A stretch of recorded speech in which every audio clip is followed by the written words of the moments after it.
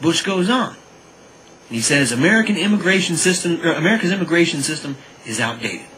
It's unsuited to the needs of our economy and to the values of our country. Well, no, Mr. President. It's not so much that the system's outdated. It's simply that the laws on the books are not being enforced by you or by Congress. Furthermore, you have not made good on your obligation to enforce the laws of this land, and it's resulted in an economic crisis. Whether it's the level of unemployment, or workers, for American workers, or the deflation of wages resulting from illegal immigrants working in our system. Not enforcing the borders has caused serious problems for America. It is not that the immigration system is outdated. It's that you and the goons on Capitol Hill simply refuse to uphold the law of the land. You refuse. That's what it is. And the values of this country is that we want Americans to have jobs. We want American communities to have jobs. Those are American values, Mr. President. So Bush says, we should not be content with laws that punish hardworking people who want only to provide for their families and deny businesses willing workers and invite chaos at our borders. But who says, Mr. President, that we're punishing anyone because they're working hard?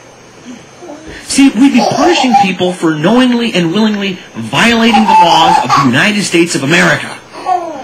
We wouldn't be denying businesses of willing workers.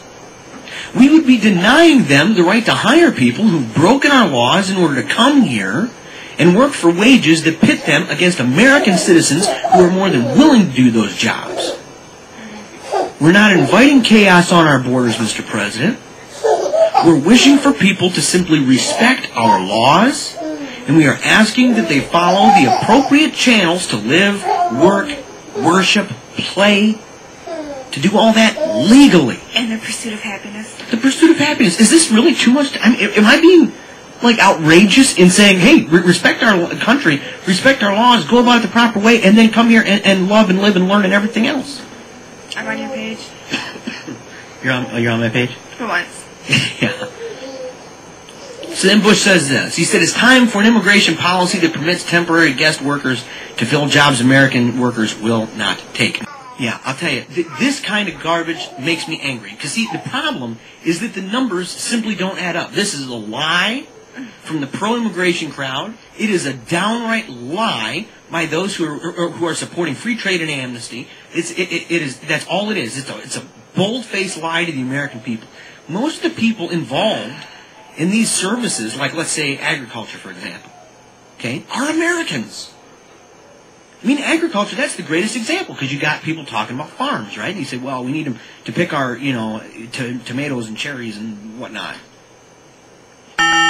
See, people, really, they do. They say we need illegal immigrants to pick our food, and yet, get this, no more than 4% of illegal immigrants are working in agriculture. Not even 4% of them. That means 96%.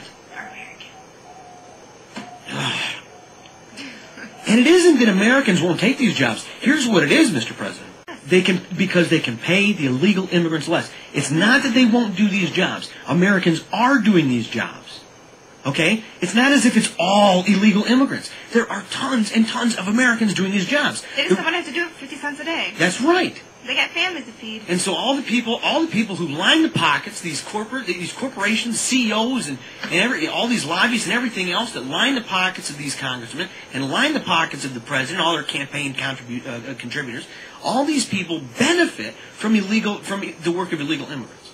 That's what it is. And so it has nothing to do with the interest of the American people. It has everything to do about the interest of these extremely wealthy corporate farms. That's what it has to do with. So here's Bush, his last thing on my rant at the top of the hour. He said this. He said, we need an immigration policy that, quote, closes the border to drug dealers and terrorists. Okay, now, how many years, friends, has it been since 9/11? We need to close our borders to drug dealers and terrorists. This would have been a great message on September 12th. Right. This would have been something to put in place on September 13th. But here we are, February 8th, 2008, and now you're saying we need to close the borders to terrorists. Here's the good thing. Here's the good question. 7 years. How does Bush plan on doing this? The border wall? Well, the border wall is like, I think right now they're like 7 miles. They were supposed to do it a long time ago. And so far, well, we've gotten 7 miles worth. Because it's not a priority for you guys. Why not our National Guard? I mean, isn't that kind of what they're supposed to do, is guard the nation? I mean, like, well, that might be a good idea. If we want to guard ourselves from drug trafficking and from terrorism and all this other kind of stuff, I don't know, and it's coming through the borders, maybe the National Guard should be guarding the nation on the border. You know, but what of those terrorists? The Border Patrol and... Well, they're in America. I got a segment coming up here talking about Al-Qaeda in America. It's absolutely frightening.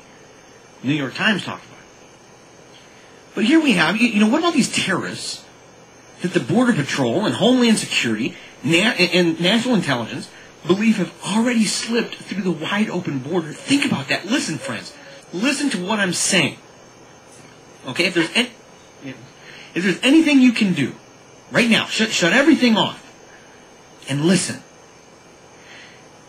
The Border Patrol, Homeland Security, National Intelligence, and even President Bush himself have admitted that terrorists from Al-Qaeda have slipped through the wide open border between us and Mexico.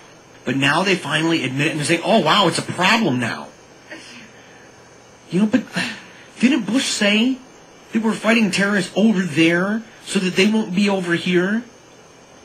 I mean, that's not true, because they are over here, and you admit it, and so does every other major agency out there. They admit the truth of this fact. And you are willingly putting this nation at risk by allowing terrorists into this country.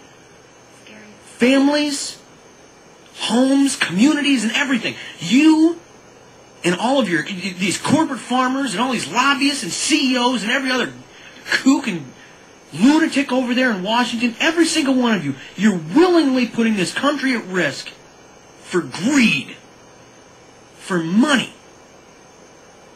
I tell you, I'm furious about it, because, you know, and we should, every single one of you should be just fuming mad, because the people who are supposed to protect this country simply aren't doing their job. And it's about time we say enough is enough.